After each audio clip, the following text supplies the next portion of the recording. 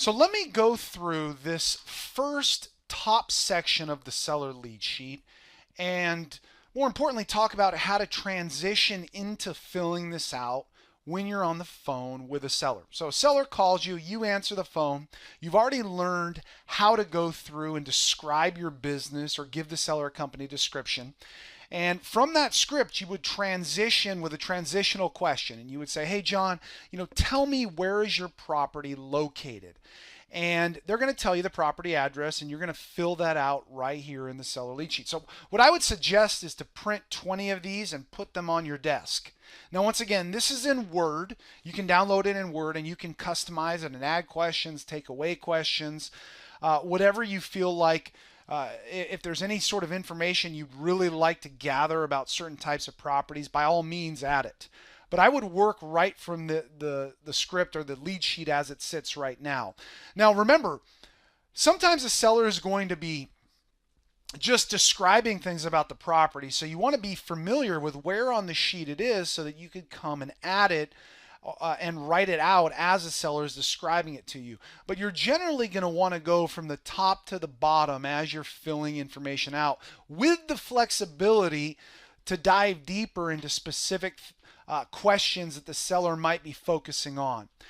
Now, one thing to point out is, remember, a lot of this information you can gather from other resources. So you don't necessarily have to ask every question on the seller lead sheet. For example, you're looking at a tax assessor property card right now. So if I had the address in my area of a property, I could go pull this tax assessor information. And a lot of this information is questions that I'm going to be asking the seller directly. So you might say, well, that's a little redundant. Couldn't you find that out? And yes, there is a bit of redundancy here, but we do it for a reason, because one, I want to get the seller's information, seller's opinion. The seller may tell me things that I didn't know about the property, and I want to verify what the seller's telling me. Not every seller tells you the exact truth about the property or the situation. So you want to gather some information and then go verify it, which you will learn in the next course. Now, another place where you can gather a lot of information is on a listing sheet. If the property had been previously listed on the market, or it is currently listed, you could go pull information there about the property as well. And there's a lot of other resources to pull information. Believe me, I could do an hour-long video on different resources to go gather information. But what we've done is we've condensed it into one page. It's very systematic, and we're going to go through the top section here. And this, remember, this is still very early on in the conversation, and so you want to be very careful to mirror the tone of the seller and ask key information. And what I'm going to do is I'm going to do a mock role play as we go to teach from these videos, and it'll help you. And I'm going to describe why certain pieces of information on this lead sheet are important and what it tells you about the quality of the lead and how motivated the seller is based on what the seller tells you when you ask the question. Okay, so I usually transition once again from that property address, right? Then I will, if I already have their name, I'm going to write their name down, and I'm going to ask them, are they the owner of the property? Because remember, sometimes a seller or somebody's calling you about a property they're looking to sell, but they're not the owner. Maybe they're helping their younger son or daughter out, or a lot of times they may be helping an elderly parent out. So if it's not the owner on title, I'm going to ask, who is the owner on title? If the seller, and so I would just go through this transition, and I'm going to talk to you. I'm going to actually role play this for you, this top part. So I'd say, tell me, John, where is your property located at? And John says, it's located on 123 Main Street in San Diego. So I'm going to fill that out. Then I'm going to ask, now, John, are you the owner of the property? Yes, I am the owner. Are there any other owners on title, or do you co-own this with anybody else?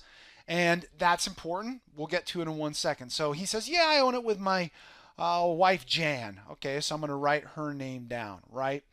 I'm going to ask, now, John, are you the mortgage holder, or is the mortgage in both you and Jan's name, right? I'm going to write that down. Okay, and how did you hear about us, John? If he hasn't told me already in the conversation, I'm going to write that down. Now, John, this phone number, because a lot of times I have a phone system where the phone number pops up. Let me just verify. Is this your cell phone you're calling me from? Great. And do you have a home phone? Right? So I'll write that secondary phone number down as well. Sometimes I'll get a work phone if I find it necessary. I usually just get 2 phone numbers of the 3. I don't necessarily get all. And John, what's an email address I can reach you at? Right? I'm going to fill that out. Okay, so let's dissect this top section and why this is important, right? First of all, you want to make sure you're talking with all decision makers, especially if you're going to set an appointment later on. I now know I'm going to want to set it with both John and Jan, his wife, at the property because there's 2 decision makers. I will also want to know the mortgage holder because sometimes the mortgage is in somebody else's name, and that's important if you're buying properties subject to, which we'll talk about in a later video. The lead source is important because you want to track your marketing, right? That goes without saying. You want to know what marketing is working and what marketing isn't working. You want to get 2 forms of contact information for very important reasons. A lot of times when you're dealing with motivated sellers, sometimes they'll call you and literally they'll drop off the face of the earth. And if you're an experienced investor, you know what I'm talking about. Every once in a while, you'll have a good deal that you just can't find the seller. You can't track them down again. It's like they just jump ship and they're gone. And so the more ways that you can contact them, the better.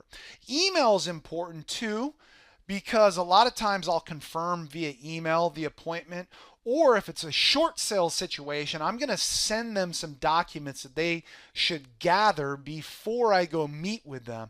So it's important to have an email so that you can send them an email with the list of documents rather than just reciting it right over the phone.